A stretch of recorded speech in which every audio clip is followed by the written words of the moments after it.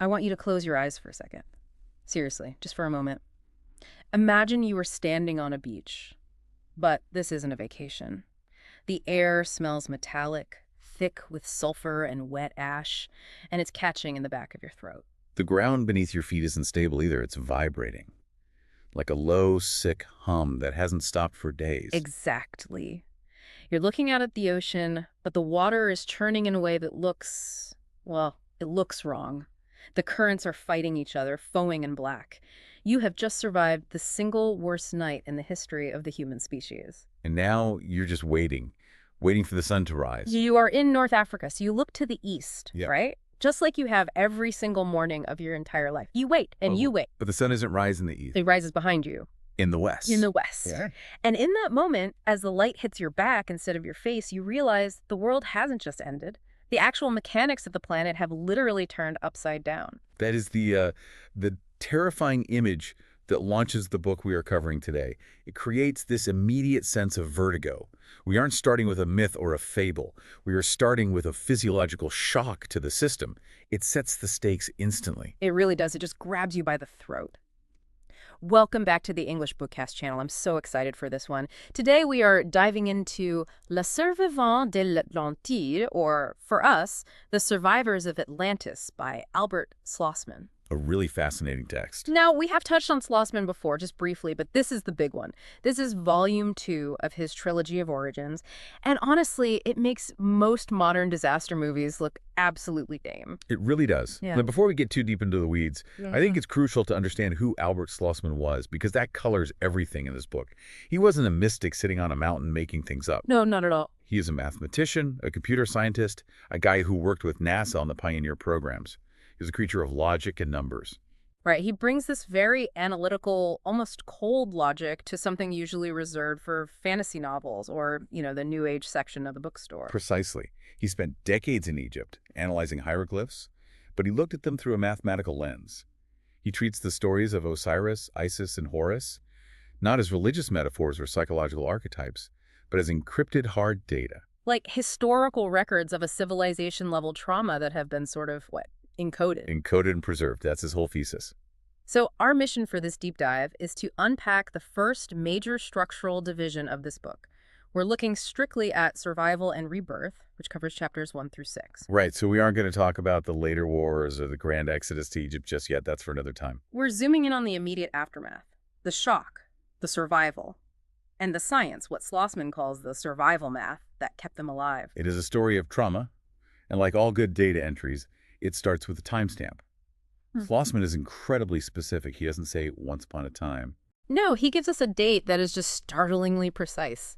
July 27, 9792 BC. Which, if you're doing the math, is nearly 12,000 years ago. According to Slosman's analysis on that specific date, the continent of Ahâ-Men-Ptah, his name for Atlantis, sank beneath the waves. And the survivors, the ones who made it, washed up on the coast of what is today Morocco. A place he calls Tamana, Tamana. which translates to the land of the setting sun. And he points out this linguistic echo is still there today. The Arabic name for Morocco is Maghreb el-Aqsa, the land of the sunset. He argues that names are sticky. They remember things that people forget. That's a great way to put it. Names are sticky. So let's put ourselves on that beach. This is section 1 of our dive, the day after the end of the world. The book describes the arrival of these boats, the Mandjit. I think when we hear Atlantis survivors, we picture these noble, robed figures stepping off golden ships, looking wise and composed. But that's not the vibe here at all, is it? Not even close. It is grim. Slosman describes them as dazed, destitute. The French word he uses is hébété, which is more than dazed. It's stupefied, shell-shocked. Right. You have to remember, in this narrative, these people are coming from a civilization that had lasted for 50,000 years. 50,000. They had high technology, they had comfort, they had total mastery of their environment, and overnight, they are refugees. They're shivering on a hostile coast with nothing but the clothes on their backs. It's like if we today suddenly lost all electricity, all internet, all our infrastructure, and were washed up on some deserted island. We wouldn't look like heroes, we'd look like terrified wrecks. We'd be a mess, an absolute mess. Exactly, and the geography they land in is wild. I think most of us picture North Africa as the Sahara, sand, camels, dry heat, endless beige. Right, that's the postcard image. That's the modern picture. All right. But Slosman emphasizes, and geological records actually back this up, that 12,000 years ago, that region was radically different. It wasn't a desert. So what was it? It was what scientists call the Green Sahara. It was lush, tropical. There were massive river systems flowing through what is now just arid sand. Forests, grasslands, huge lakes. So it should have been a paradise for them, a land of plenty. It would have been if the Earth wasn't shaking itself apart. Slosman describes the environment as volatile. The cataclysm wasn't just a flood, it was a global geological seizure. The tectonic plates are grinding, volcanoes are erupting everywhere. So yes, there's fruit on the trees, but the ground is trying to kill you. Precisely. The rivers are changing course overnight because the bedrock itself is shifting. It's a land of abundance and utter terror at the same time. And then there's the sky.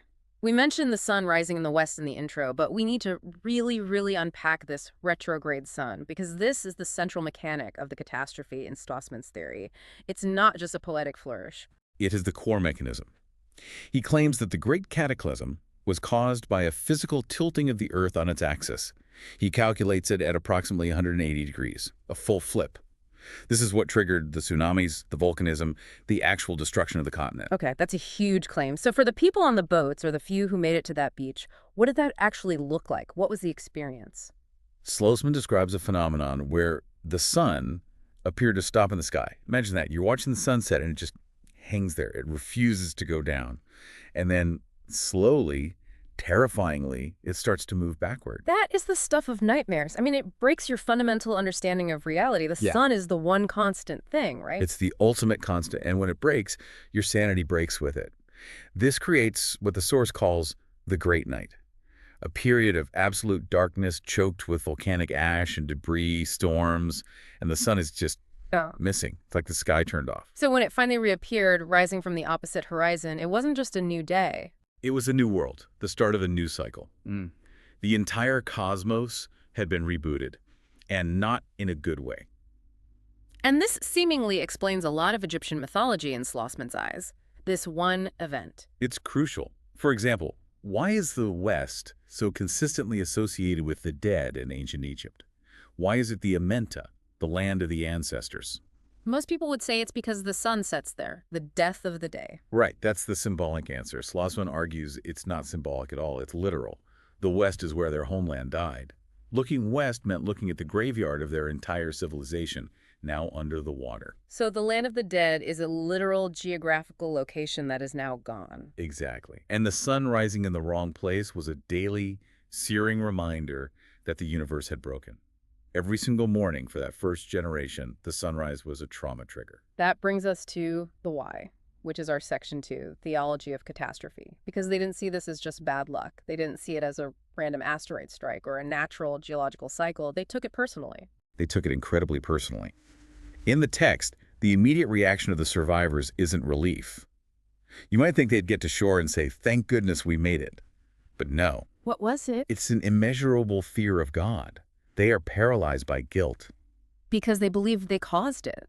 That seems like a heavy burden to carry when you're also trying not to starve. Yes. Slosman interprets the fall of Atlantis Ahâ-Men-Ptah as a divine punishment for atheism. But we have to be very careful with that word here. He doesn't mean they didn't believe a God existed. Okay, so what does he mean? What does that distinction mean, forgetfulness versus atheism? It's about hubris. It's about arrogance. They believed that they were the gods. They were masters of genetics, masters of astronomy, masters of energy. They started to believe that they were the source of power, rather than just the users of a power that was given to them. They forgot their place in the cosmic hierarchy. Exactly. They forgot that they were created beings. The text uses the phrase, the creature taking himself for the creator. That's a tale as old as time, isn't it? It is. It's in every major religion. And Slosman argues that when a civilization reaches that point of arrogance, when the heart of its people becomes too heavy with materialism and self-worship, the mechanism of the universe self-corrects. The planet literally tips over to shake the fleas off. That is a terrifyingly mechanical view of divine judgment. It's not an angry god throwing lightning bolts. It's like a circuit breaker tripping. That is exactly how Slosman presents it. It's pure cause and effect.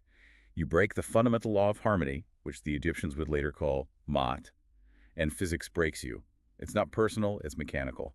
So for the survivors, their entire existence isn't just about finding food and shelter. It's about making sure that circuit breaker doesn't trip again. They're walking on eggshells. Every single action they take on this new beach is governed by this profound existential fear. Their primary directive becomes what? The establishment of a new alliance with God. They vow to never let forgetfulness happen again. And this introduces a very specific concept in the book, the second heart. The Ahâ-Men-Ptah. Yes. They believe their old home, Atlantis, was the first heart of God. That heart stopped beating. It drowned. Now, their mission is to construct a second heart. And Slosman identifies this second heart linguistically, right? He does. He claims Ahâ-Men-Ptah eventually phonetically shifts in Greek to Aegyptos. Which gives us Egypt. Right. So Morocco Tamana is just the landing zone. It's the triage center. It's the emergency room. But the goal, the mission given to them by this trauma, is to march east and found Egypt. It puts a whole new spin on the idea of the promised land. It's not a gift being given to them. It's a construction project they have to complete. A cosmic construction project. They have to build a spiritual machine in a very specific place to stabilize the earth. So they believed they needed to pinpoint the exact geodetic location that could anchor this divine energy and prevent another axial tilt. That was the mission. Find the spot, build the machine, save the world. And to lead this desperate project, we have a cast of characters that everyone listening will recognize, but perhaps not in the way they're used to.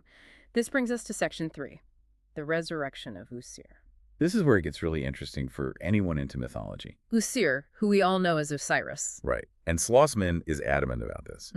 Forget the statues you've seen in museums for a moment. Yeah. Forget the green skin and the crook and the flail. In this narrative, these are historical figures. They are flesh and blood people. So let's run down the roster. We have Ousir, the spiritual leader, the elder. We have Iset, his wife, who we know as Isis. And Hor, their son Horus. And of course, Sitseth, the bad brother, the antagonist. The antagonist, yes, but again described as a man, a political rival, the leader of an opposing faction with a different ideology, not a literal monster. The scene in the book where they find Ousir is, well, it's gritty. It's not magical sparkles and divine light. He's found drifting in what's translated as a bull skin. It's a very specific detail. You have to think of it as a primitive, waterproof survival bag, or maybe even a small coracle made of treated hide. Perhaps something from their ships that was designed for this. Like an ancient escape pod. An ancient escape pod, yes. He's found nearly dead, comatose, but preserved in this skin. And this leads to his title, The Resurrected. So he didn't come back from the dead in a supernatural, zombie sense. No. He came back from the realm of death, which was the ocean itself. He survived the chaotic waters that killed millions. To the survivors, that is a resurrection. He conquered the watery abyss that destroyed their world. And then there's Iset Isis. She's often called the goddess of magic. But Slosman has a very different take on her magic. There's a scene where she's treating her son, Hor.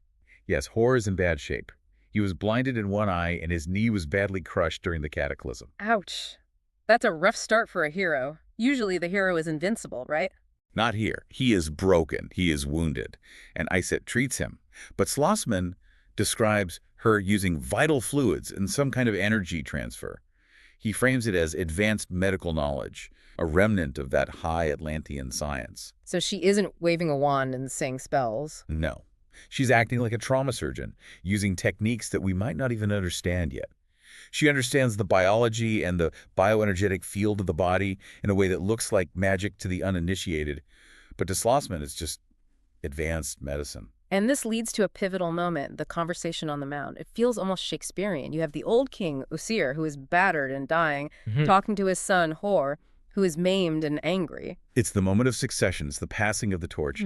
Ousir knows his time is done. He belongs to the old world, the drowned world. He tells Hor he's preparing to die and go to the Ahâ-Men to the west. But he gives Hor a job first? He does. He tells Hor that Hor, must be the first pharaoh. The first pharaoh, the Ahâ. Ahâ, which Slosman translates as descendant of the elder. And in that conversation, Ousir explains the theology of the disaster to his son. He tells him that the cataclysm happened because the souls of the people became unbalanced. The link between heaven and earth was broken. So Horus has a job to do, a huge one. A massive job.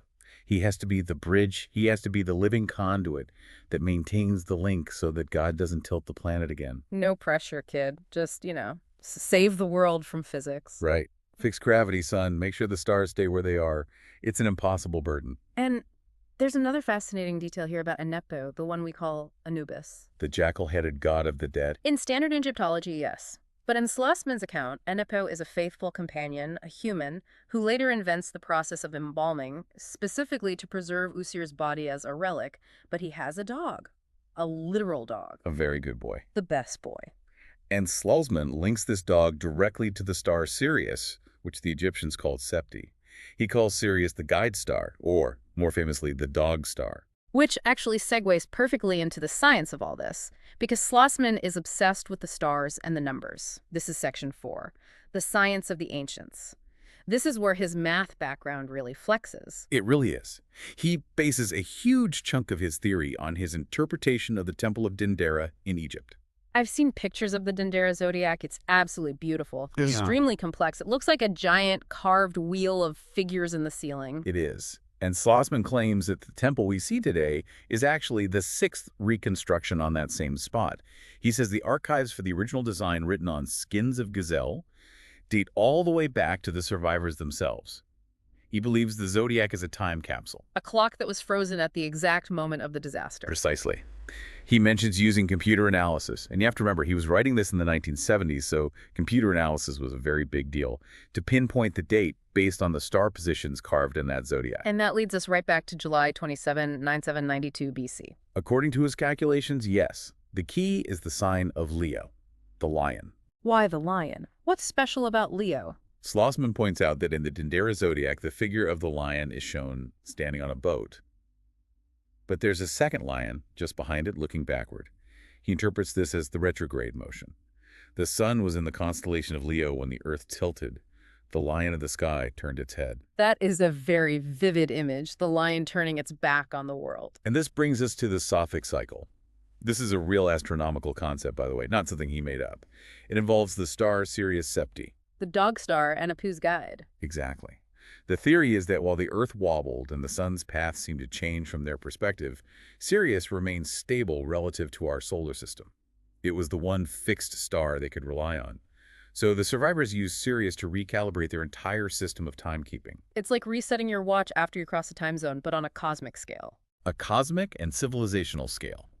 They created what they called the Year of God, a cycle of 1,461 years based on Sirius. And Slosman argues that this wasn't just myth-making, it was hard survival math. If you don't know when the seasons are because the sky has changed, you starve. You can't plant crops, you can't predict floods, you're lost. You're lost. You need a reliable calendar just to eat. Sirius gave them that calendar. And he takes a bit of a dig at the Greeks here, doesn't he? Oh, he loves to bash the Greeks. He argues that people like Solon or Plato, who later went to Egypt and heard stories about Atlantis, completely misunderstood what the Egyptian priests were telling them. How so? He thinks the Greeks turned deep mathematical truths into myths and fables because they just weren't smart enough, or let's say not technologically advanced enough, to grasp the astronomy. They heard a story about a god fighting a monster when the priest was actually describing an orbital equation. It's not a story, it's an equation. Precisely. To Slosman, theology and mathematics were the exact same thing for the Atlanteans. He calls it divine mathematics. If the numbers are wrong, the theology is wrong, and the world might end again. But not everyone agreed on the math or the theology, and this is where the human drama really kicks in. Section 5, the schism, Horus versus Seth. This is the conflict that drives the rest of the book, and really the rest of his entire trilogy. Even on the beach, in the mud and the ash, the survivors are split. Okay, so we have the Followers of Horus. What's their deal? They are the Orthodox group. They adhere to the one God, Ptah. They believe in strict obedience to the divine law, and above all else, preserving the knowledge of the old world. They are the keepers of the memory. And then you have the rebels of Seth. The sun worshippers, but in a bad way. Slosman describes them as materialists, as atheists, in that original sense of rejecting the moral law of Ptah. They want to forget the trauma and the guilt. Sit, or Seth, is the clear bad guy here. He is portrayed as jealous, atheistic, and power-hungry. Slosman actually claims Sit was the instigator of the original chaos that led to the fall of Atlantis in the first place. He was the leader of the faction that pushed for, God is dead, we are gods. So now on the beach, while everyone is traumatized, Sit is telling people, forget the past, forget the guilt, the rules are gone. Let's just grab power and enjoy what's left. It's a very seductive political dynamic, isn't it? One side says we must remember and repent. The other side says seize the day, forget the old rules that led to this. It's hedonism versus discipline. And when you were starving and scared and everything you've ever known is gone, hedonism is very, very appealing. Why carry the burden of the past when the world is destroyed anyway? Absolutely. And this leads to what the text calls the Great Mourning. It's not just mourning the dead. It's a period where the survivors had to choose. Do they walk the path of Horus, which is the path of remembrance, or the path of Seth, the path of forgetting? And here is the kicker, as you said earlier. All their books drowned. Their libraries, their computers, whatever they had, it's all at the bottom of the ocean. So how do they remember? Oral tradition. But not just, telling stories around a campfire. No. No. Slosman describes a rigorous, almost industrial system of memorization. The pontiffs, the high priests, realized they had lost their hard drives. Their entire civilization's knowledge was gone. So they turned men into hard drives. Wow, human hard drives. You will memorize the astronomical tables. Yeah. You will memorize the medical texts. You will memorize the sacred law. You will memorize the genealogies. They established what he calls the mathematical combinations. They encoded the math and the history into spoken verses that had to be repeated perfectly, with the same intonation, generation after generation. Until they could figure out how to write again. Which Slosman claims took 4,000 years. 4,000 years, that's unbelievable. Yes. He claims hieroglyphs were eventually reinvented, or maybe restored, to finally record this oral data much, much later in Egypt. But for thousands of years, the knowledge lived only in the minds of the followers of Horus.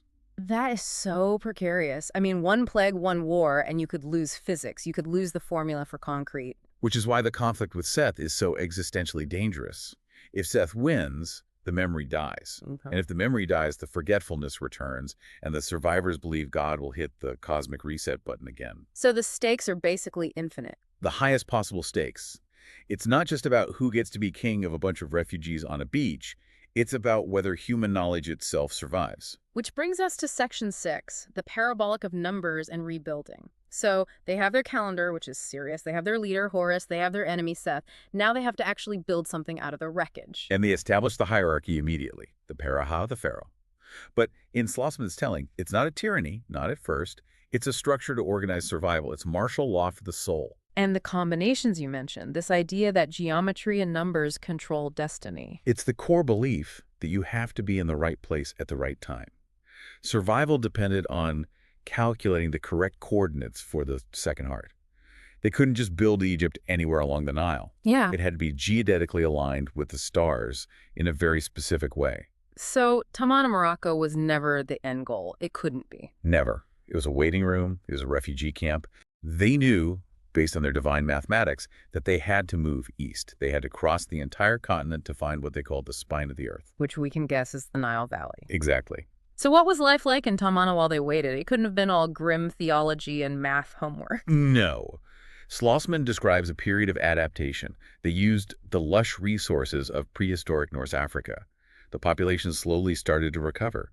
They weren't just dying on the beach. They were organizing. They were building a new society from scratch, all while preparing for the Great Exodus. It's a fascinating picture, isn't it? A high-tech civilization, at least in their own way, stripped of all its machines, using pure intellect and discipline to claw its way back from total extinction. And doing it all while terrified that the sky might fall again if they mess up a single calculation. I want to circle back to something we touched on at the very beginning, the retrograde sun. Because it's so central. Slosman quotes the Greek historian Herodotus, doesn't he? He does, and it's a key piece of his external evidence. Herodotus wrote, and I'm paraphrasing here, that the Egyptian priests told him something remarkable. They said, 4 times in this period the sun rose contrary to his wont. Twice he rose where he now sets, and twice he set where he now rises. That is a chilling quote. And most mainstream historians just dismiss that as, oh, the priests were confused, or it was a bad translation. Or it's a metaphor for political upheaval. Slosman says, no, they were telling him the literal truth. He says history is only a myth because our modern minds refuse to believe the earth is that unstable. We have a stability bias. It changes how you read everything. If you accept the premise, just for a moment, that the planet can physically flip, suddenly the panic and the obsession of the ancients makes total sense. They aren't superstitious, they are traumatized. Exactly. They are PTSD survivors building a planetary bunker. So that really covers this first structural division, survival and rebirth.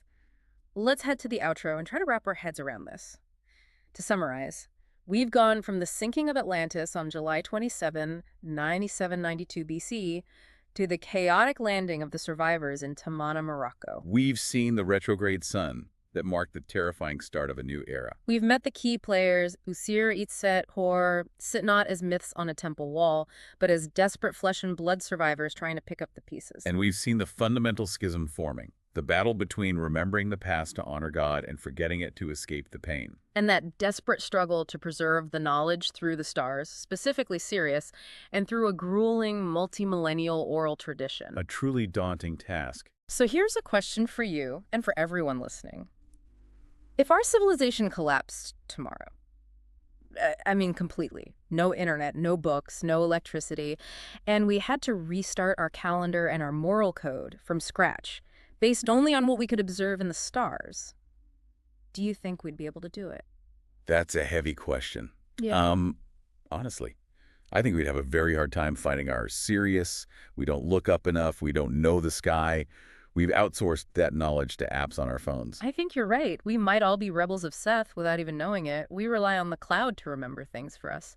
What happens when the cloud dissipates? A very sobering thought. We are very comfortable in our forgetfulness, aren't we? We are. But this story, Slosman's story, it doesn't end on the beach in Morocco. Oh, no. This is just the prologue, the opening act. Next time, we're going to dive into the next section, which covers the Great Exodus. We are talking about the grueling journey across the Sahara, which, by the way, turns from a jungle into a desert while they are walking across it. Talk about bad timing. And then there's the War of the Giants, the hot war between the followers of Horus and the followers of Seth, and eventually their arrival at the Nile to found the second heart of God. It's going to be an epic journey. But for now, thank you for diving deep into this absolute wild alternate history with us. Always a pleasure. This stuff is endlessly fascinating. See you in the next deep dive. All right, we are not going to do the usual preamble today, not at all. I want you to mentally transport yourself right now. Just forget your commute, forget where you are sitting. I want you to imagine you are standing on a coastline. But it is not a vacation spot. The sky above you is this bruised, unnatural purple. The air is thick, it's choking, and it smells of sulfur and salt and rot. And the waves crashing in front of you, they're black, and they're carrying the debris of an entire world. It is the morning after the end of the world. Literally. We are picking up the narrative precisely where we left it. The Great Cataclysm has happened. Ahâ-Men-Ptah, the civilization that the Greeks would later, vaguely remember as Atlantis, is gone. It has been swallowed by the ocean. And we are standing on the coast of what the survivors called Tamana. If you pull up a modern map, you're looking at the Atlantic coast of Morocco. The survivors have just washed ashore. They're wet, they're freezing, they're deeply traumatized, and they have been stripped of absolutely everything. Their cities, their science, their homes, it's all at the bottom of the sea. And the only thing they have left is the memory of what they lost. That's the inventory they carry now, just memory and grief. And this deep dive, well, it's going to be intense. We are tracking the immediate aftermath. This is not the golden age anymore. This is pure survival horror. We're going to cover the rise of what the text calls the War of Giants. Which sounds like a fantasy title, doesn't it? It really does. But in the text we're analyzing, it is a very real, very gritty, fratricidal civil war between two brothers, Ousir, who we all know as Osiris, and his brother Sit, or Seth. And we were going to walk with them through a period the text calls the Great Mourning. And you have to understand, this isn't just a hike across North Africa. This is an exodus across the Sahara that is actively dying. Actively dying. They are walking across a landscape that is transforming from a green, lush savanna into a desert in real time. Under their feet. That's a terrifying thought. Before we get into the literally, let's set the ground rules for the source material, just so everyone's on the same page. We are analyzing the structural division 2 of Albert Slosman's Les Survivants de l'Atlantide, specifically chapters 7 through 10. And, crucially, we are treating this text as the primary historical record. We're trying to decode the hieroglyphs that Slosman argues tell the actual history. The real story. The real story that later got watered down and confused into what we now call Greek and Egyptian mythology. Right, so the premise we have to accept for this deep dive is that the gods of Egypt, Osiris, Isis, Horus, Seth, were not originally gods. No. They were the leaders, the kings, the queens, and the generals of a refugee population. They were flesh and blood people dealing with a humanitarian crisis on a global scale. Okay, so let's get on the ground.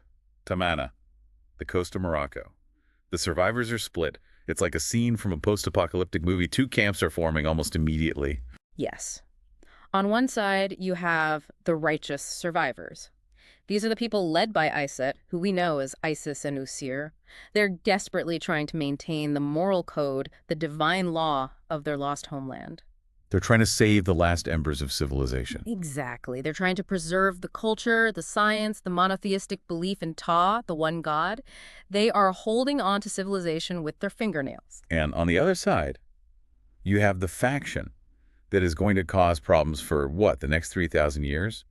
The rebels. Led by Sit. Okay, we need to get inside Sit's head here. Because it's so easy to just paint him as the bad guy, the villain with the black hat. But the psychology here must be incredibly complex. He just survived the literal apocalypse. Shouldn't he just be grateful to be breathing? You would think so, wouldn't you? But you have to look at who Sit was before the flood. He was already a rebel. He was already challenging the ancients and their laws. Then the flood happens. He survives. Now, to a narcissist, survival isn't a gift from God. It's proof. It is a validation. So his logic is, the world ended, all those people who followed the rules died, but I'm still here, therefore I was right all along. That's it, precisely. He believes his survival proves that his rebellion was justified by the cosmos itself. So he looks around at this driftwood of humanity washing up on the shore thieves, violent criminals, people who were already outcasts in the old world, and he doesn't see a tragedy. He sees a recruitment pool. He sees an opportunity. He sees a chance to build the kingdom he always wanted now that the law of Atlantis is safely at the bottom of the ocean. It's the ultimate might makes right scenario. The police are gone, the judges are dead, so the guy with the biggest stick gets to make the rules. Precisely. But here is the nuance that makes him so interesting as a character, as a historical figure. He is absolutely terrified. Terrified, but he's the one building an army of thugs. What on earth is he afraid of? He is afraid of Ousir. But wait a minute, let's just clarify the timeline here, because I remember from our last deep dive, in the previous section of the book, Ousir was killed, right? Physically killed. Physically, yes. His body was recovered. But this is where the theology of the survivors becomes a weapon. Sit knows Ousir is dead. He saw it happen. But he is deeply, deeply paranoid that Ousir is going to come back for him. From beyond the grave. Yes. You have to remember, in this Atlantean culture, the boundary between life and death, especially for the ancients, is perceived very differently. It's more porous. So he's haunted, not by a ghost in a sheet, but by his own guilt and the potential for a very real spiritual retribution. He is haunted by his own conscience and the fear of payback from beyond the grave. And this brings us to one of the most brilliant and disturbing parts of the section, the incident of the bullskins. Oh, this was fascinating. It's a masterful piece of psychological warfare orchestrated by Necbet. I found this part of the chapter genuinely disturbing. It's gruesome, but it's also incredibly clever. So walk us through this trap. Okay, so Sit is gathering his forces. He's moving through the coastal forests, consolidating his power. Necbet, who is Iset's sister and a master of strategy, decides to use Sit's own paranoia against him. A sort of psychological judo. Exactly. She and the young Anapu, who we know as Anubis, the future master of embalming, they take 3 massive bulls and they flay them. They skin them completely. Just picturing that. It's visceral. It is meant to be. And they don't just discard the skins. They take these bloody, empty hides and they hang them in the trees and clearings along the path where they know Sit's rebels are going to march. Why? I mean, is it just a scare tactic, like something out of a horror movie just to spook them? It's much deeper than that. It's specific theological symbolism. You have to remember how Ousir's body was preserved after he was killed. Right, it was wrapped in a bullskin. A mesca. It was wrapped in the skin to preserve the body and the soul for resurrection. The bullskin, in their culture, is the cocoon of the soul. Oh, okay. I see where this is going now. Mm-hmm. So when Sit's marching with his thugs and he sees an empty bullskin hanging in a tree. He sees a cocoon that is hatched. He sees the shell that's been left behind. It implies that the spirit that was inside has been liberated. It's a visual message that screams, you cannot kill what is already dead. He has risen, and now he is everywhere. That is profound gaslighting. It's not just scary, it's a direct attack on his guilty conscience. It's psychological warfare on a divine level. And it worked brilliantly. The text describes Sit's reaction in vivid detail. He's absolutely shaken to his core. He sees these skins illuminated by the sun, maybe still dripping. And for a moment, all his bluster, all his confidence, it just crumbles. He thinks the ghost of his brother is hunting him from the trees. But he doesn't run away.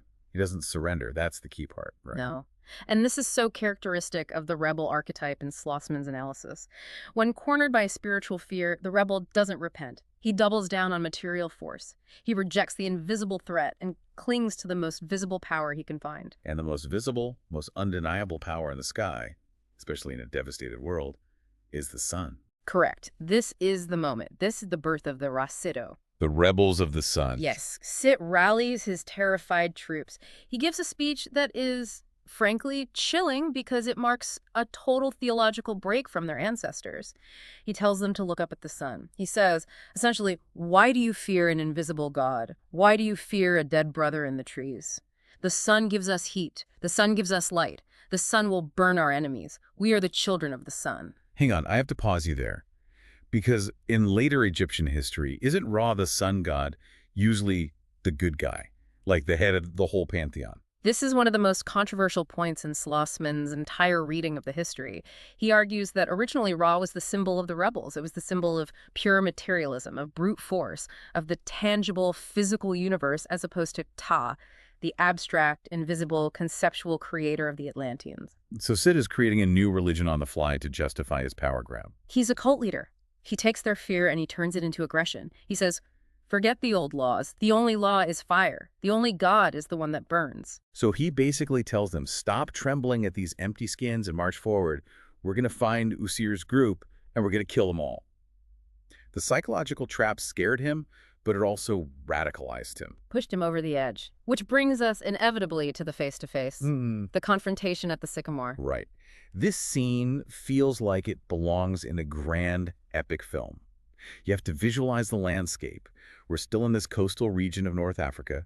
There's a sacred mound, and on top of it, a massive sycamore tree. A very significant tree. The sycamore. That tree pops up constantly in Egyptian art. It does, and according to Slosman, this is the origin story for that reverence. And standing on that mound are Ousir and his son, Horus.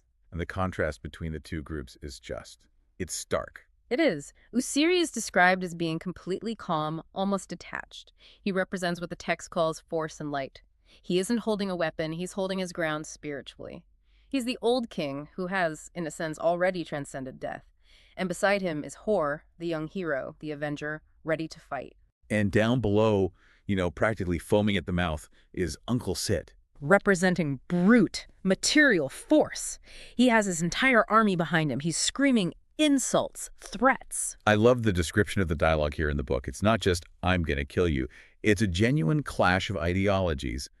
Sit is calling them usurpers. Yeah. He's shouting things like, I am the survivor. I am the strong one. The sun is with me. This land is mine. And Hor, the young Horus, challenges him right back. He calls Sit the usurper of the divine order.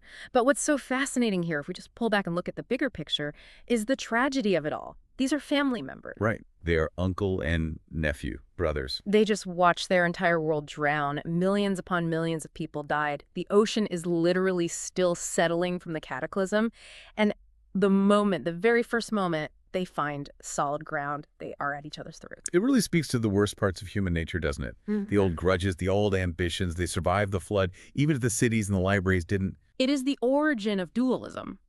The text is suggesting that this moment, right here, is where the concept of good versus evil, spirit versus matter, really solidifies in human history. It isn't just a squabble over land. It is the archetype for every single war that follows. And then the talking stops. The physical conflict starts. Sid just snaps. He grabs a lance spear, and he hurls it at Ousir.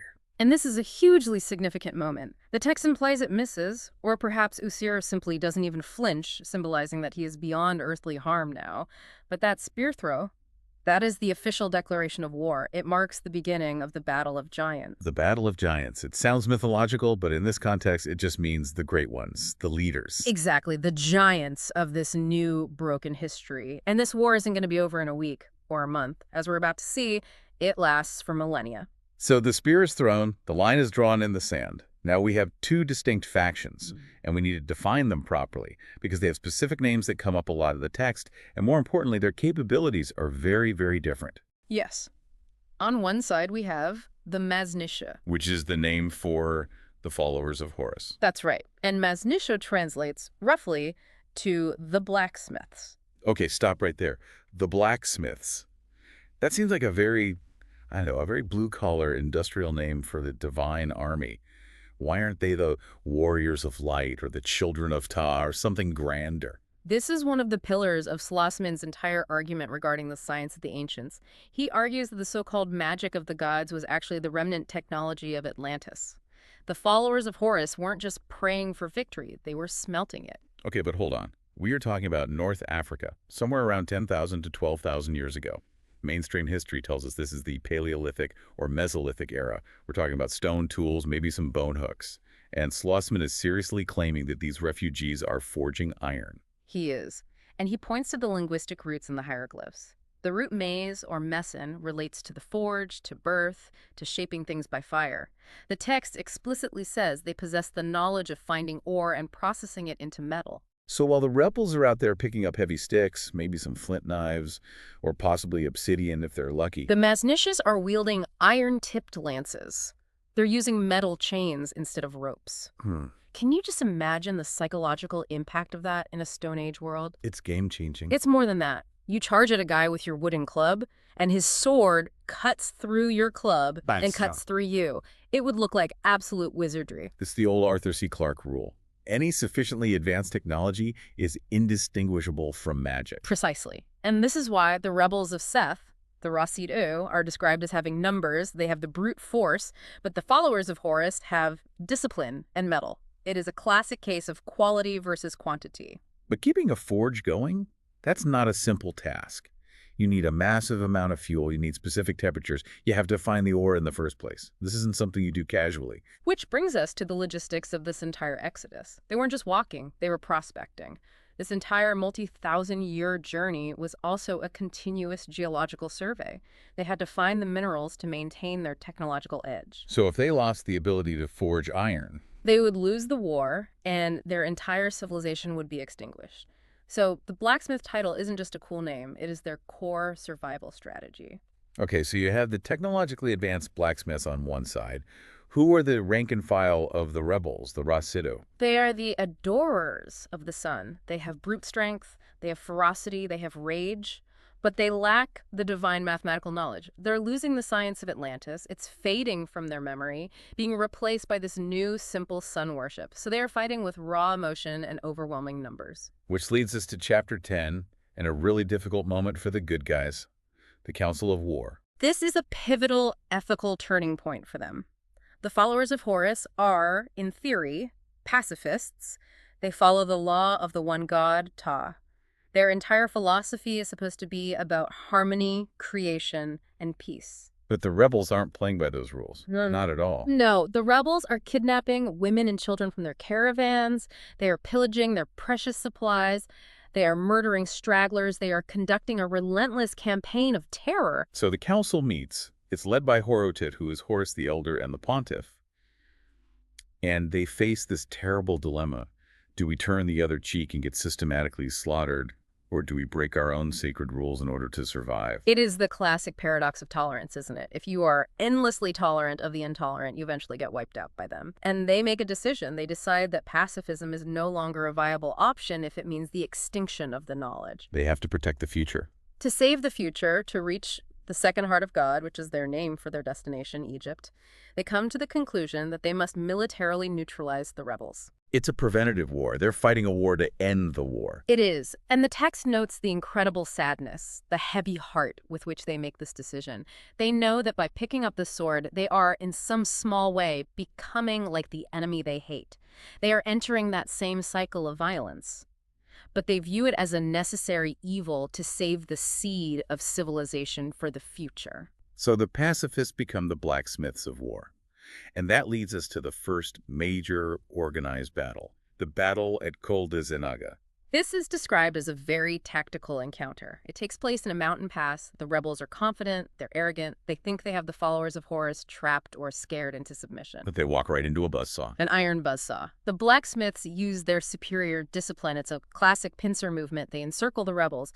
And then that technological gap reveals itself in the most brutal way imaginable. The iron weapons of the Masnishes just devastate the primitive defenses of the rebels. It's a rout. It's not even a close fight. Not at all. The rebels break and they flee. They run eastward, deeper and deeper into the desert. And this, right here, this battle, it sets the pattern for the next 2,000 years. The rebels run east, the followers of Horus chase them, they have another big battle, the rebels get routed, and they run east again. It becomes a running battle across the entire width of the continent of North Africa. Before we start walking across that desert with them, I want to pause on the iron thing one more time. Because later, in what we know as Egyptian mythology, isn't iron associated with Seth? With the bad guy? That is a very sharp observation. Yes, absolutely. In dynastic Egypt, iron was often called the bones of Seth. It was considered an impure, chaotic, dangerous metal. But here at the beginning, the good guys are the ones using it. That seems like a massive contradiction. It does, but you have to remember history is written by the victors, but symbols can shift their meaning over thousands of years. It's entirely possible that because iron was the weapon of war, the weapon that killed so many of their ancestors and the rebels, it eventually became associated with the chaos and violence of Seth, even though it was Horus who used it to win. So it's like the tool became tainted by its use. Exactly. Or perhaps later on, the Seth factions stole or reverse-engineered the technology, and it became their signature weapon. We don't know for sure, but at this specific moment in the source text, the Maznicious are the undisputed masters of the forge. Okay, so the rebels are on the run. The followers of Horus are gathering their people. We're talking about thousands of them. And they have a destination. They aren't just wandering aimlessly in the desert. They are heading for Ahâ-Men-Ptah, The second heart of God. Egypt. But Egypt is thousands upon thousands of kilometers away. And between Morocco and the Nile lies one of the most formidable barriers on the face of the earth, the Sahara. Right, but wait, we need to talk about the climate again. At this point in time, the moment they start this trek, is it the desert we know today? Is it all just sand dunes? That is the crucial question, and the text gives it a name. It calls this region Sahara. And let's break that word down. Slosman loves his etymologies, and they're usually pretty revealing. He does. He translates Sahara as the land burnt by the ancient sun. Burnt by the ancient sun. That's a verb that implies an action, a process that happened. It implies a process that is still happening. When they start this journey, the land is not yet the total void of sand we know today. There are wadis with running water. There's still significant vegetation. There are animals. The text mentions elephants, giraffes, rhinoceroses.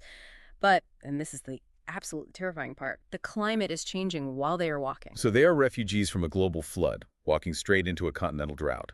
It is a race against the drying of the world. The text describes riverbeds that are there for one generation of the march and they are bone dry for the next.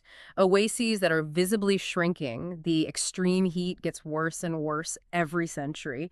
They are literally walking across a land that is dying right underneath their feet. It's unbelievable. And they choose a very weird route. If I'm leading thousands of people across Africa, I'm following the coast. More water, more resources. Yeah. Or I'm following a river system.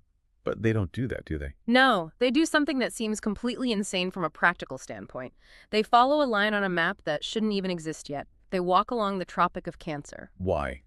Why on earth would you make it harder on yourselves by marching straight through the middle of the continent, the hottest part? Divine mathematics. The pontiff, the high priest, the spiritual leader, determines the route based on the stars and sacred geometry. And the source text notes a truly remarkable alignment. The location of the original Great Observatory back in Atlantis, the path of this exodus, and the future site of the Temple of Dendera in Egypt.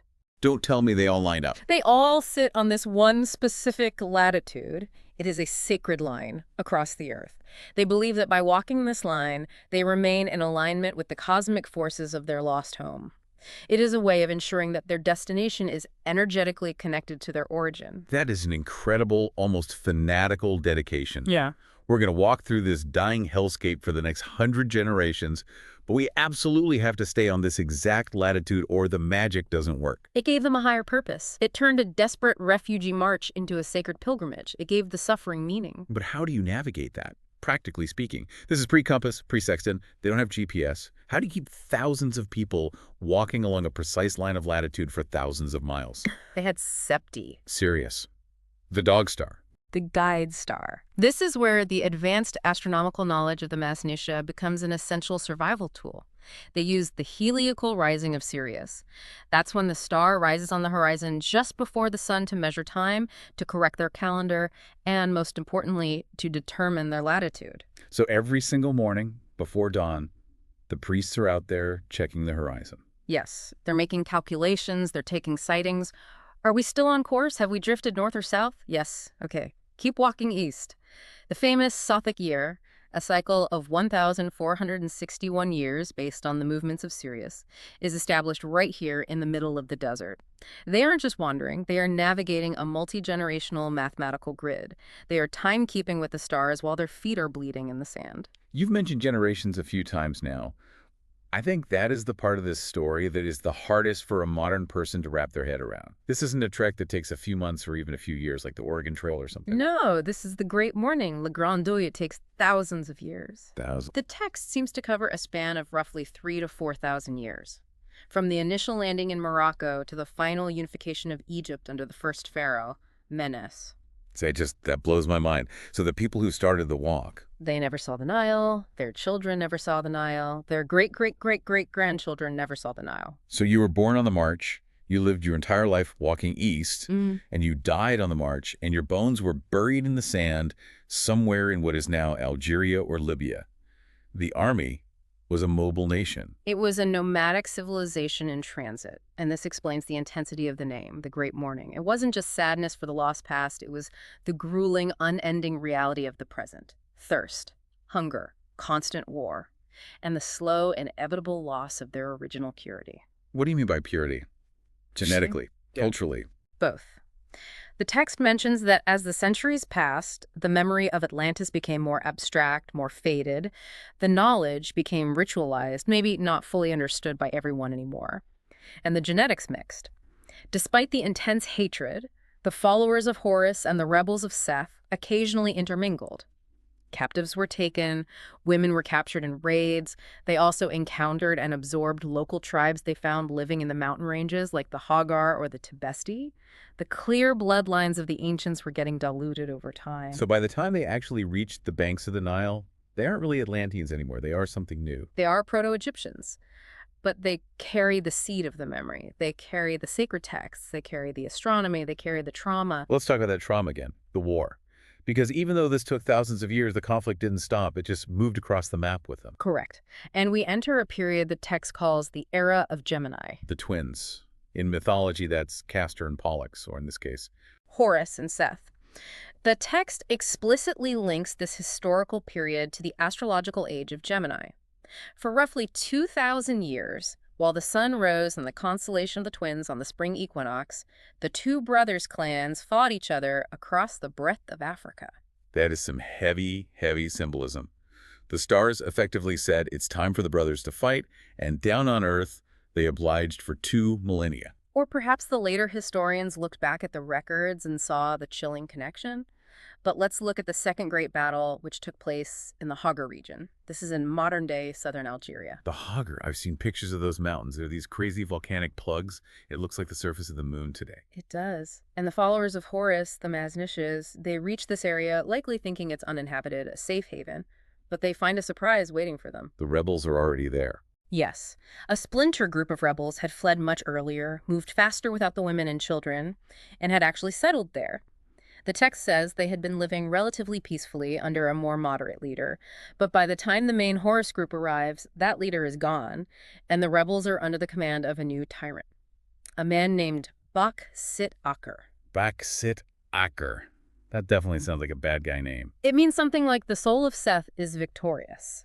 He's a hardliner, a true believer in the new sun religion, and so we have another massive clash in the mountains. And once again, the Maznisha win. They win again. Superior discipline, superior tactics, and superior weaponry.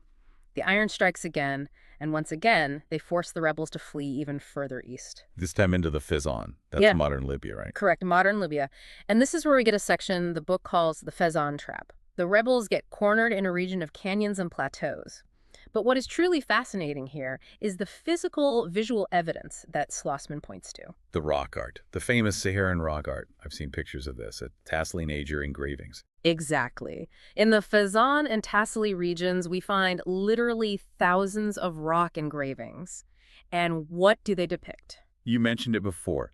Elephants, giraffes. Elephants, giraffes, rhinoceroses, crocodiles, hippos, animals that need vast amounts of water, animals that require a savanna ecosystem to survive. Today, that place is hyper-arid. It's one of the driest places on Earth. Total desert. Exactly right. So this art is a time capsule. It proves that when these people were passing through, the climate was radically different. It serves as historical proof of their migration window. And the text interprets some of the more violent scenes in that rock art, not just as hunting parties, but as records of the battles between the giants. It's like a graphic novel carved into the stone cliffs of the desert. Here is where we fought the guys with the sun symbols on their shields. And here is where we saw the last rhinoceros before the rivers dried up for good. It is profoundly tragic. It really is. They are fleeing a flood, only to be slowly squeezed to death by a drought. And all the while they are locked in this forever war with their own kin. So, as we move through this great morning, the leadership obviously has to change. Ousir is long dead, Sid is long dead, the original Hor is long dead. Yes. The names become titles. The leader of the Maznishes is always the Horus. The leader of the rebels is always the Seth. It becomes a dynastic title, passed from father to son for generations, like Caesar in Rome or, well, Pharaoh. So it's no longer a personal feud. It is the House of Horus versus the House of Seth, an institutional conflict. Exactly. And the text makes a very interesting point that the struggle came to define their identity. If they didn't have the enemy to fight, perhaps they would have just given up, dissolved into the desert, and disappeared from history. But the war kept them sharp. It kept their technology advancing. It kept them organized. Hate is a unifying force. It's a sad truth of history, but a very effective one. And all this time, for all these centuries, they're inching closer and closer to the Nile, to the second heart. Yes. The Nile is the ultimate prize. It's the only place left in North Africa that is fertile enough to support the kind of large-scale civilization they want to rebuild. The Sahara is closing in behind them like a geological trap. The door is shutting. They have to reach the river. Okay, so let's just recap where we are, because this has been an incredible journey. We started on the beach in Morocco with the traumatized survivors of Atlantis. We watched the psychological split between Ousir and Set. We saw the incident with the bullskins, the spear throw at the sycamore. We saw the blacksmiths forge their iron weapons. We've walked the Tropic of Cancer for thousands of years, guided by the star Sirius, fighting massive battles in the Hagar and the Fizan. And now, finally, the endless desert is behind them, and that thin green strip of the Nile is on the horizon. But the war isn't over. Well, of course not. That would be too easy. In fact, the source implies that the final and perhaps most important phase of the war happens in Egypt itself. And this leads to the big provocative thought for the day, doesn't it?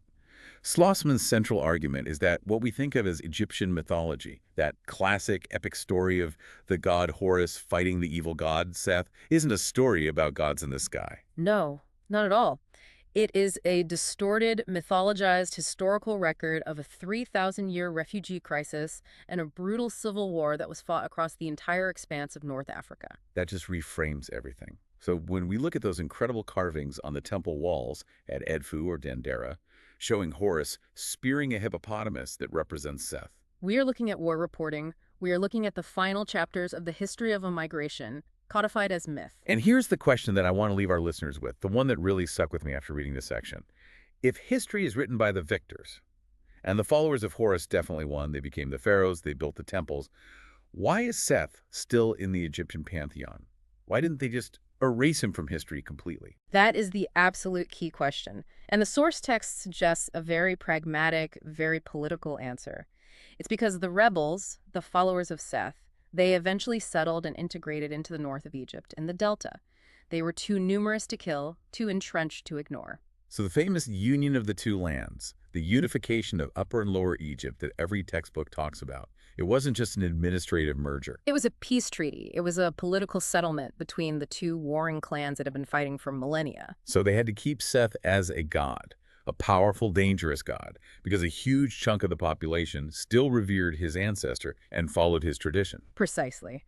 It was a political compromise that became religious dogma. They institutionalized the ancient conflict in order to maintain the peace. Seth was given a role, a dangerous one, but a role nonetheless, to appease his followers and create a unified state. Wow. Politics really hasn't changed in 12,000 years, has it? Not a bit. Well, on that note, we are going to wrap up this leg of the journey. We have survived the desert. We have survived the great morning. But the real work, the work of rebuilding civilization from scratch, is just beginning. That's right. In the next deep dive, We will finally arrive at the Nile. We will analyze the founding of the first dynasty, the construction of the great temples, and the secrets of the mathematical combinations at Dendera as we move into the subsequent parts of the book. You absolutely do not want to miss that. The science of the ancients finally finds a permanent home. Thanks for listening. Keep looking up and keep asking questions. We'll see you next time. Okay, let's jump straight back into the deep end. We are picking up the narrative immediately where the previous discussion left off. No preamble, no warm-up. We are on the beach. We are. The survivors have just landed. Picture the scene. The great cataclysm has just finished tearing the world apart. The first heart of God, Ahâ-Men-Ptah, or what we know as Atlantis, is gone. Gone at the bottom of the ocean. And the survivors, these followers of Horus, have crash-landed their unsinkable lifeboats, the Mandjit, onto the coast of North Africa. Specifically, they've landed in a place called Tamana. Kamana. Now, before we even take a step, tell me about this name. Because Slosman is obsessed with names. He treats words like archaeological dig sites. He really does. So what does Tamana actually mean? It's a fascinating place to start, actually. In the ancestral language that Slosman is decoding, Tamana translates to the land of the setting sun. The setting sun. Or the place of the sunset. Which, I mean, makes perfect sense geographically if you're coming from the Atlantic Ocean, right? Exactly. It identifies the location as the westernmost point of the known world at that time. And what's incredible, what Slosman really latches onto, is that this name echoes all the way through history. How so? Well, in Arabic, modern-day Morocco is called Maghreb el-Aqsa, which also relates to the sunset or, the west. Slosman argues this isn't a coincidence. The name, the meaning, it just stuck to the land for 12,000 years. So they're alive, they're on solid ground. You'd think the mood would be relief. We made it, let's build a hut, catch some fish, and, relax. Yeah. But that is not the vibe at all, is it? Not even close. Far from it. This landing isn't the destination. It's just the starting line of an ordeal that is almost impossible for us to wrap our heads around. This is what Slosman calls the long march. The long march. And the stakes are incredibly high. They aren't just looking for a place to sleep. They are on a divine mission to reach the second heart of God. A place called Ahâ-Men-Ptah. Which, spoiler alert, we eventually come to know as Egypt. Okay, map check. To get from Tamana, Morocco, all the way over to Ahâ-Men-Ptah, Egypt, they have to cross roughly 3,000 kilometers. Yeah, give or take, yeah. That's the distance. That is a long walk shore. I mean, people hike the Appalachian Trail, right? That's comparable in distance. You could do it in a few months if you really hustle. If you have trails, if you have supply drops, if the world isn't, ending all around you. Right. But Slosman throws a number at us that just stops you in your tracks. He says this migration, this exodus, takes 3,000 years. Wait, say that again. 3,000 years. 3,000 years? To walk 3,000 kilometers. That's 1 kilometer a year. An average, yes. That's not a march. That's a crawl. Why? I mean, why would it take 3 millennia to cross North Africa? Because it wasn't a continuous hike. It was a civilizational transplant. It was a generational odyssey. You have to imagine a civilization on the move stopping to survive, maybe settling for 100 years, realizing the resources are drying up, fighting wars, burying their dead, and then moving again. So we're watching a refugee column slowly, painfully turn back into a culture. Exactly. And our mission for this deep dive is to unpack chapters 11 through 14 of Slosman's Les Survivants de l'Atlantide. The meat of the journey. Absolutely. We're going to cover the crossing of the Sahara, a brutal civil war between rival clans that basically defines all of Egyptian mythology, then the reconstruction of their lost technology and knowledge, and finally the foundation of pharaonic Egypt itself. And this isn't just a travelogue. This is about the survival of a specific set of data, right? The divine mathematical combinations. That is the core of it. You said it perfectly. They are carrying the seeds of the pyramids in their heads while walking through a desert. So if they die, the math dies. And if the math dies, the connection to God dies. The entire mission fails. So let's talk about the terrain. Section 1 of our stack today is all about the desert itself. Slosman titles Chapter 11 the Sahara. Now, I know the Sahara Desert, big, sandy, hot, but Slosman, being Slosman, breaks down the word and completely changes how I see it. He does, and this is classic linguistic archaeology from him. Yeah. We just think of Sahara as a label on a map, but Slosman breaks it down phonetically based on this ancestral language he believes is the root of all Egyptian hieroglyphs. Into what? He breaks it into Sahara, 3 distinct parts. Okay, let's unpack that. What does Sahara actually mean? It translates to the earth burned by the ancient sun. Burned by the ancient sun. Right. That sounds active, like it's an event, not a place. It is deeply ominous, and you have to remember the context. When the survivors first arrive in North Africa, or really right before the cataclysm, the climate isn't what it is today. Geological records actually support this part of the theory. The Green Sahara period. I've heard of this. Green Sahara, yes. The source material describes it as having been lush, with tropical vegetation and deep flowing rivers. It was fertile. But in the aftermath of the cataclysm, which involved a catastrophic shift in the Earth's axis, the climate begins to change drastically. So the Long March isn't just walking across sand dunes, at least not at first. They are walking through a forest that is turning into a graveyard before their very eyes. Exactly. The land is drying up, the rivers are evaporating. It is transforming from a paradise into what the text calls a sea without water. And this transformation, this desertification, it tracks with them as they move east. So they're essentially racing against the continent, turning to dust. It adds this whole new layer of pressure. It's not just, are we there yet? It's run before the ground beneath your feet becomes uninhabitable. And speaking of the axis shift, there is this mind-bending concept Slosman introduces right at the start of the march, the retrograde sun. This is one of the most disorienting aspects for the survivors. We discussed in the last deep dive how the Earth tilted or rolled during the catastrophe.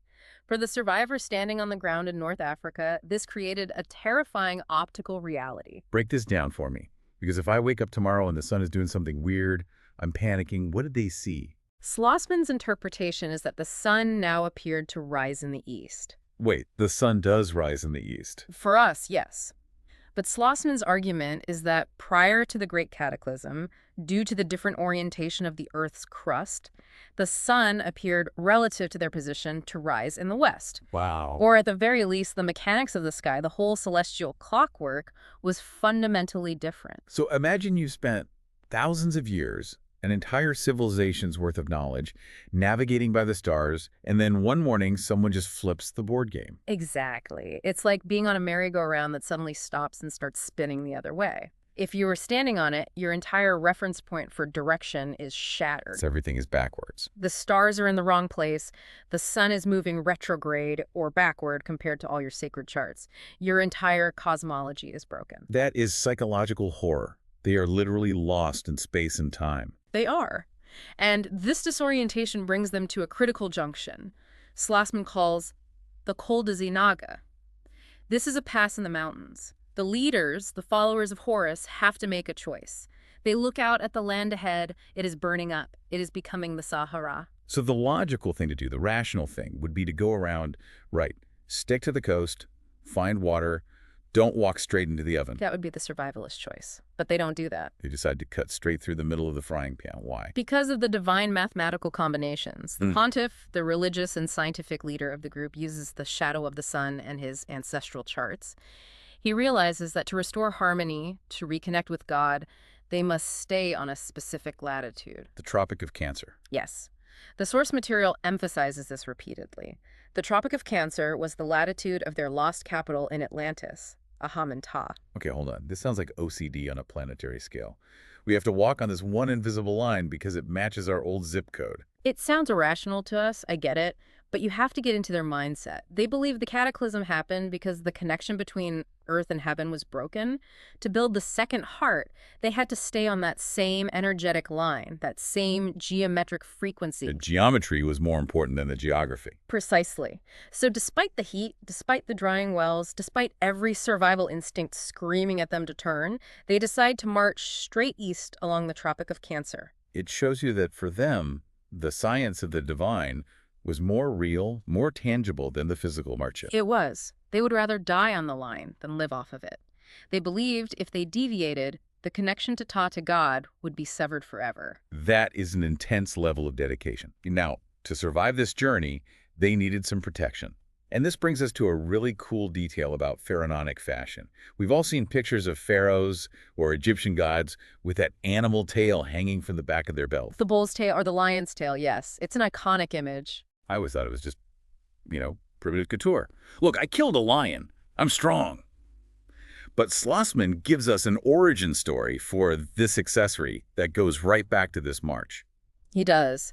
And it's not just decoration. He says it was a technological talisman. The leader, the Paraha, which means the descendant or the elder, the precursor to the word pharaoh, wore the tail of a lion. And why a lion specifically? It connects back to the date of the cataclysm. According to the Dendera zodiac, which Slosman analyzes in detail, the Great Destruction happened when the sun was in the constellation of the Lion, Leo. Ah, so the lion represents the disaster, the moment the world broke. The lion represents the sun's destructive power. By wearing the lion's tail, the leader is symbolically mastering that force. He's saying, I remember the fire, and I am leading us out of it. He's taming the cataclysm. But there's a specific instruction about the tail, right? Yeah. It wasn't just hanging there for show. Right, it had to be long enough to touch the ground. Like a grounding wire on a truck? That's a great way to put it. In a sense, yes. The text says it was to ensure a long life and to connect the wearer to the earth while they navigated under this new hostile sky. Slosman implies it was a talisman against the evil of the journey, the heat, the thirst, the exhaustion. So it literally grounded the leader to the path. Exactly. So every time the pharaoh took a step, that tail was dragging in the dust, keeping him connected to the earth and reminding him of the burden he carried. And that burden was heavy. Slosman calls this entire period the Great Grief, or the Great Mourning. Le Grand Deuil. This is important because we tend to romanticize exploration. This wasn't a happy camping trip. It was a funeral procession that lasted for centuries. A walking funeral. They moved from oasis to oasis. Slosman mentions places like Ahâ-Men-Ptah, but they are constantly mourning the loss of their homeland. Every step is a reminder of what they've lost. And they view this whole trek as a punishment, don't they? They view it as expiation. They believe Atlantis was destroyed because they lost their way, because they became arrogant and forgot God. The desert is their penance. They are suffering to pay for the sins of the past. So you have a group of people, traumatized, guilt-ridden, walking through a burning desert, obsessed with geometry, and following a leader who's wearing a lion's tail as a grounding wire. That is a powder keg. And eventually, it explodes.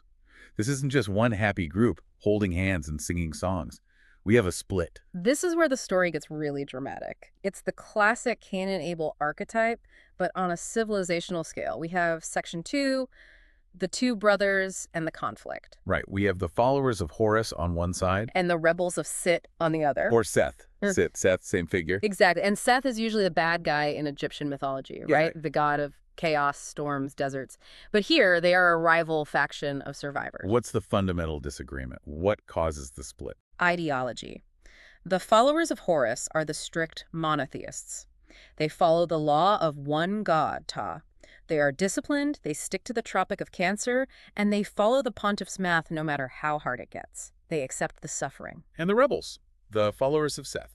The rebels of Sit are the sun worshippers. They embrace idolatry.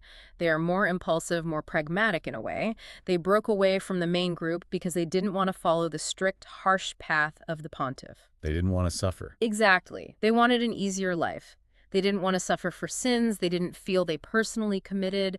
They saw a greener valley and said, let's go there. Who cares about this invisible line? And for a while, it seems like they found it. Slosman describes them settling in a place called the Fezzan. The Fezzan is in modern-day Libya, and according to Slosman, when the rebels arrived there, it was a paradise, a canyon filled with lush greenery. And here is where Slosman ties it to physical evidence. He points to the rock art in the Tassili and Fezzan regions. The famous rock paintings of the Sahara. I've seen photos of these. They show giraffes, elephants, hippos, people swimming. Right, animals that require water and savanna. Right. Slosman argues that these were painted by the rebels during their stay in this temporary paradise. They lived the good life while the followers of Horus were trudging through the hard route. They settled down. They forgot the mission. But the climate change, the Sahara, it caught up with them. It always does in this narrative. The Fezzan dried up. The paradise became a trap. The water vanished. The rebels of Sit were forced to move again. And this pushed them back into the path of the followers of Horus. And this leads to war. Yeah. But this isn't a war of cavemen throwing rocks at each other. This is one of the most surprising and controversial details in Slosman's account. He claims one side had a massive technological advantage. A massive one, the Masnicius. The blacksmiths of Horus. And this is a major deviation from mainstream history. I want to be very clear about that. Historians place the Iron Age much, much later, around 1200 BC. So thousands of years after this is supposed to be happening. Yeah, thousands. But Slosman asserts that the Atlantean survivors possessed advanced metallurgy. They knew how to forge iron. Wait, hold on. Iron. In 9000 BC.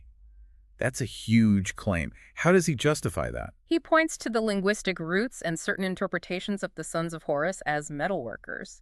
He argues that they brought this technology with them from Atlantis. It was one of the few things they managed to save. He specifically mentions chains, right? There's a line about chains, not ropes. Yes, that's a direct quote. Chains, not ropes, and weapons. The Mesnishus were the elite shock troops of the followers of Horus.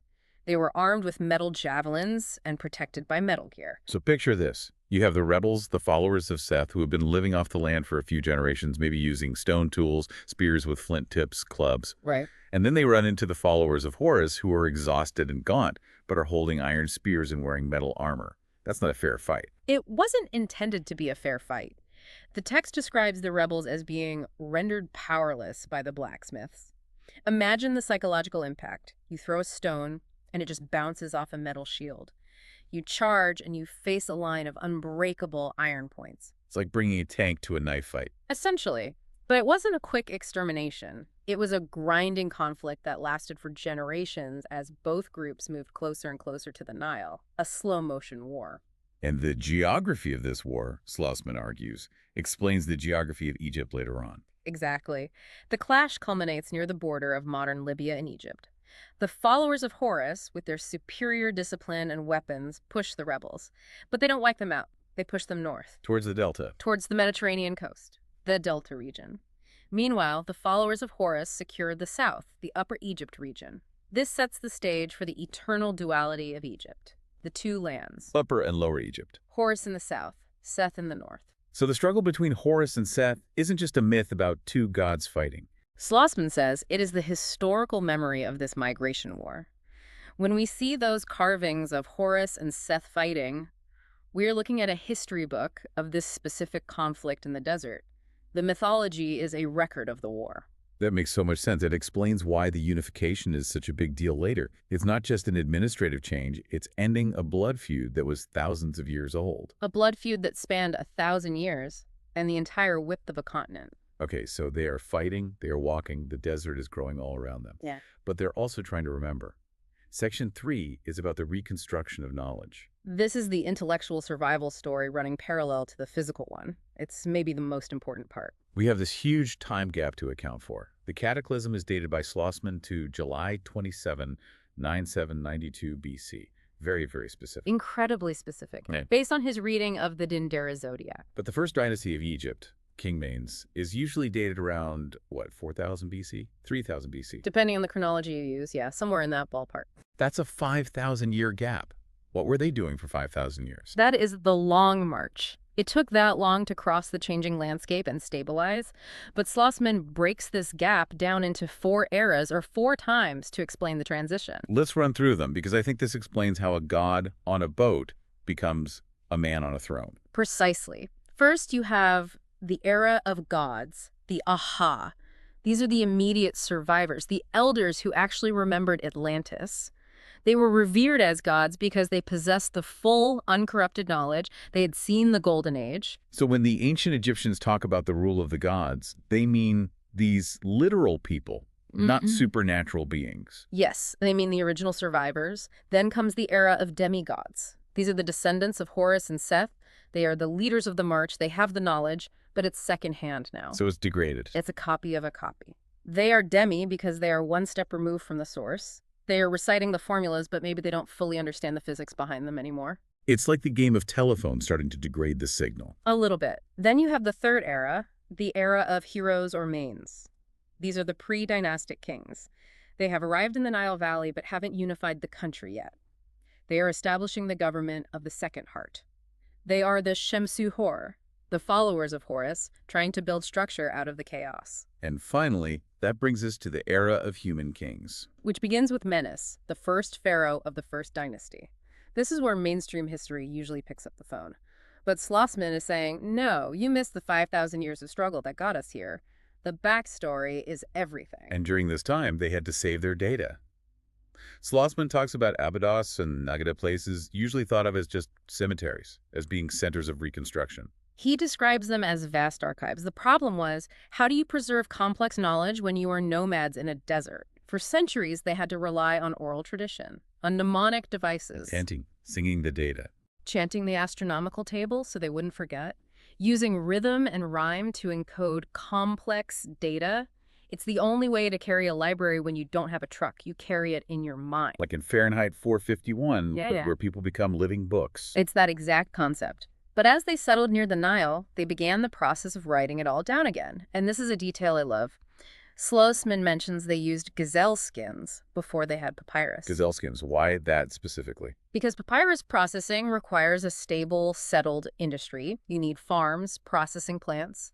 In the transition period, they used what they had. They were still hunters to some extent, so they used the skins.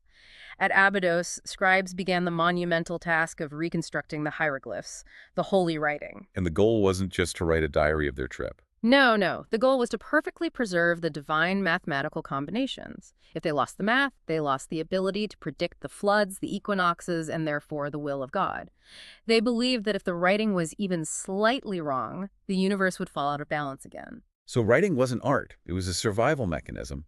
It was life support for civilization. It was the ultimate survival mechanism. It was the only way to ensure the new foundation would last and not suffer the same fate as the old one. Okay, let's move to section 4. We are getting closer to the finish line now, the era of Gemini and the great works. This is where the astrological clock ticks over.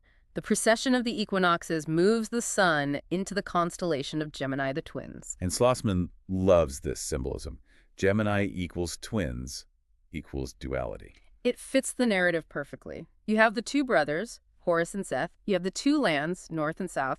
You have the constant struggle between good, which for them was monotheism, and evil, which was idolatry. The era of Gemini is the era of this split. The world is divided. And in this era, we meet a figure who has actually been found by archaeologists. The Scorpion King. King Scorpion, Selkirk. Mainstream archaeology considers him a proto-dynastic king, maybe the predecessor to Narmer or Minas. We found his mace head, which is incredible. But Slosman elevates him beyond just a warlord. He calls him a civilizing hero. He's not just a warrior in Slosman's view, he's an engineer. A hydraulic engineer, to be specific. Yes. Slosman credits him with massive waterworks, diverting the Nile, building dikes, creating irrigation basins. Why was that so necessary? The Nile floods naturally, right? It does, but it was wild. It was unpredictable. To sustain a massive population and build a lasting civilization, you had to tame the river. You had to create a system. King Scorpion is the one who prepares the land for civilization. He terraforms the valley. And he leads an armada to colonize the north? Right. Trying to bring those rebels of Seth under control? Yes, he is the one trying to stitch the two lands back together, both by force and by engineering.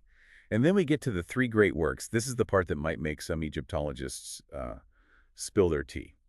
Slosman claims that before the official dynasties began, the followers of Horus built three massive structures. Yes, he lists them. The Temple of Ptah, the Celestial Lion, and the Pyramidal Block. The Celestial Lion, the Sphinx. That is the Sphinx. And he argues the Sphinx was built before the pyramids. Mainstream says it was built by Khafre around 2500 BC to go with his pyramid. Slosman disagrees fundamentally. He says it was built during this reconstruction period to mark the astrological age of Leo, the time of the Cataclysm. It was a memorial. A 12,000-year-old memorial. Exactly. It's a marker on the timeline. Never forget what happened when the sun was in the constellation of Leo. So the Sphinx isn't looking at the sunrise. It's looking back at the past, at the disaster. It's looking back at the Great Grief. It's a stone sentinel warning future generations about the destructive power of the sun and the need for balance. And Slosman touches on the construction methods.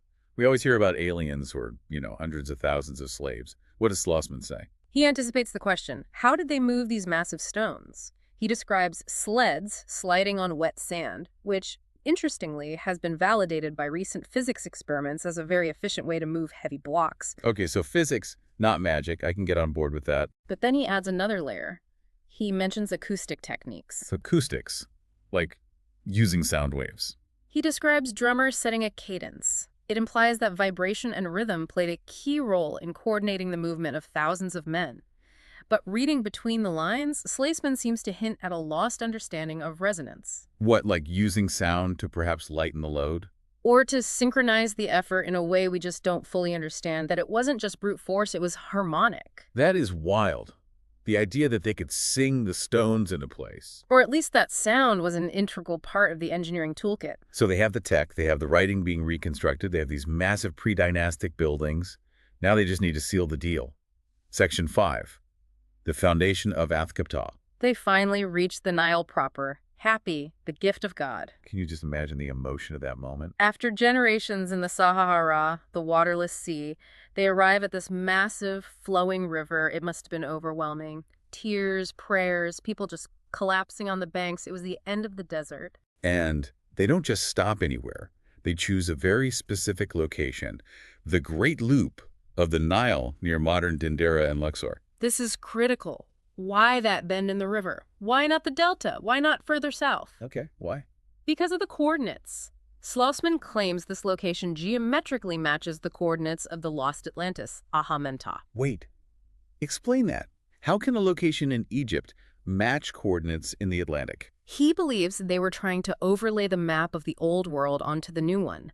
They wanted to be on the exact same energetic grid, the same latitude relative to their calculations of the pole star. They were trying to rebuild home in a new place down to the exact address. It's like a backup drove. They are restoring the entire system on a new server. That is a perfect analogy. They are downloading the Atlantis OS onto the Egypt hardware. And the man who hits enter on that restoration is Menes, the unifier. Or Menaha, the first human pharaoh. He's the one who finally unites the two lands. He wears the double crown, the white crown of the south and the red crown of the north, finally ending the war of the two brothers that started in the desert millennia before. And he names the new unified land Ahâ-Men-Ptah. Which means You tell me. the second heart of God. Ahâ-Men-Ptah. And Slosman says this is where the word Egypt comes from. Yes. Listen to the phonetics. Ahâ-Men-Ptah. Say it fast. Ahâ-Men-Ptah. The Greeks, hearing this, turned it into Egyptos. Egyptos. And Egyptos became Egypt. Whoa. So every time we say the word Egypt, we are unknowingly saying the second heart of God.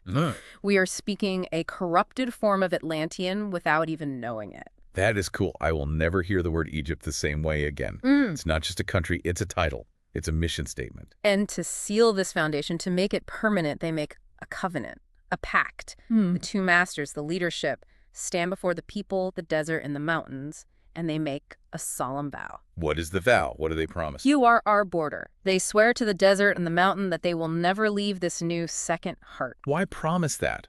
Why limit themselves? Because they are done running. They are done wandering. They are saying, this is it.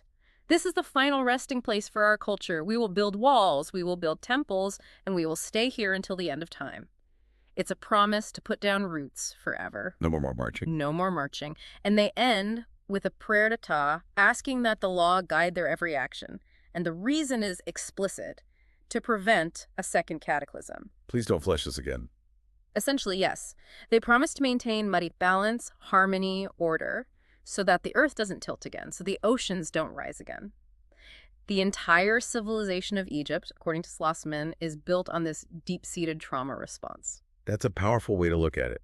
We see the pyramids as these monuments to arrogance. Look at me, I'm a mighty king, I could build this huge thing. But you're saying they're actually monuments to fear. Fear and hope. They are building big, stable, eternal structures to anchor themselves and the land itself against another apocalypse. They're trying to build something that the water can't wash away this time. So, to sum this up, what does this all mean? We've gone from a shipwreck in Morocco to the pyramids of Giza. We've covered 3,000 years of walking, fighting, and building. It means that the story of Egypt isn't just about people evolving from hunter-gatherers along the Nile. In Slosman's view, it's a story of survival, of refugees, and the desperate, multi-generational attempt to save the hard drive of a lost, superior civilization. It changes the vibe completely. The pyramids aren't just tombs or time capsules. They're backups. And the Sphinx isn't a riddle, it's a warning sign. Watch the sky, remember what happened. Here's where it gets really interesting for me. If this timeline is true, even just metaphorically, it implies that the golden age of Egypt, the old kingdom, wasn't a development. It was a memory. They were trying to get back to something, not invent something new. They were trying to recreate the first heart, and Slosman leaves us with a haunting thought at the end of all this. What's that? The first heart, Atlantis, died because it forgot God. It forgot humility. It became corrupt. The second heart, Egypt beats. It thrives, but for how long? Will the second heart eventually forget, just like the first one did? Looking at the long arc of Egyptian history, the eventual decline, the invasions, the loss of the hieroglyphs where nobody could even read them for 1,500 years, you could argue the cycle completed itself. They forgot. The connection was severed. And maybe we're in the third heart now, wondering where we came from, digging up their gazelle skins and calling it archaeology. Or maybe we're still wandering in the desert looking for the water. Wow. That is a lot to chew on. We have covered a lot of ground today, both literally and figuratively. It was quite a journey, 3,000 years in an hour. I want to thank you for guiding us through the sands of the Sahara. I feel like I need to go drink a gallon of water just thinking about it. It is a thirsty subject, no doubt about it. And to you, the listener, what stands out to you in all this? Is the Sahara just sand? Or is it burnt garden? Is the Sphinx a lion looking at a lost past? Let us know in the comments. We read all of them. Question the map. Always question the map. Exactly. Thank you for diving deep with us. We'll see you on the next expedition. Goodbye. Deep dive out.